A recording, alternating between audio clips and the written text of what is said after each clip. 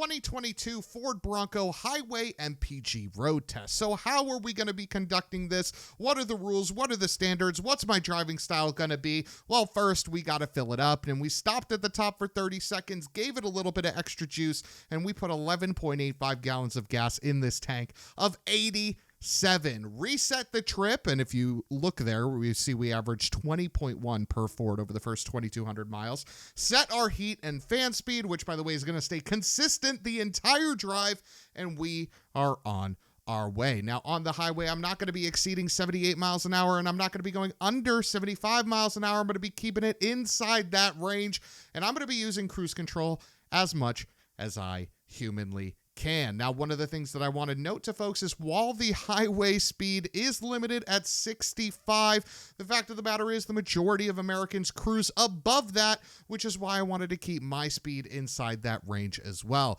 Over the first 10 miles, we're seeing 17.7 mpg, which is about 3 lower than the 21 on the window sticker. Hopefully, as we go over this drive, we increase that range, because the fact of the matter is this Sasquatch is the Bronco that's supposed to be getting 17 mpg on the highway, not the base model. So where are we at the 50-mile marker? So at 50, we've actually seen a pretty substantial increase. We've gone from 17.6 to 18.9. That is a good sign, because that hopefully means as we continue to rack up the highway miles, that MPG number will continue to go up. Where are we at the halfway point? All right, folks, we are halfway through our drive. We've literally done 70 miles exactly, and Ford says we are doing 19.6 miles to the gallon. So we're going to drive back to the gas station, fill up, and see what that actual number is. In my history, I've driven multiple Ford Mavericks on this same highway loop, and Fords tend to run a little hot. Ford gives their cars a little more credit than they deserve. So we'll see if the same is true for the Bronco. 20 mpg is pretty much right on with what the sticker suggests. So let's see where this car ends up. At the halfway point, we got 19.6 mpg, but we got 70 miles left to go, and let's do a little refresher of the car we're working with. This is the 2022 Ford Bronco,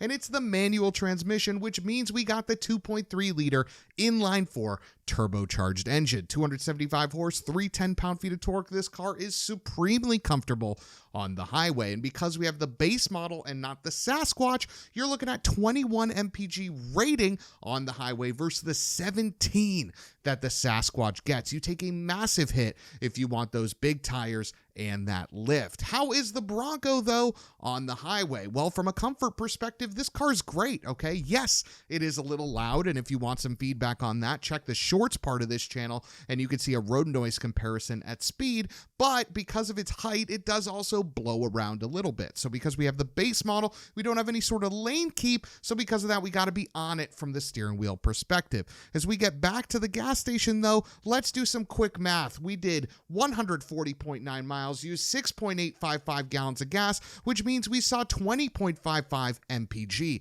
A little under the rating, but pretty good overall. What do you guys think about the Ford Bronco?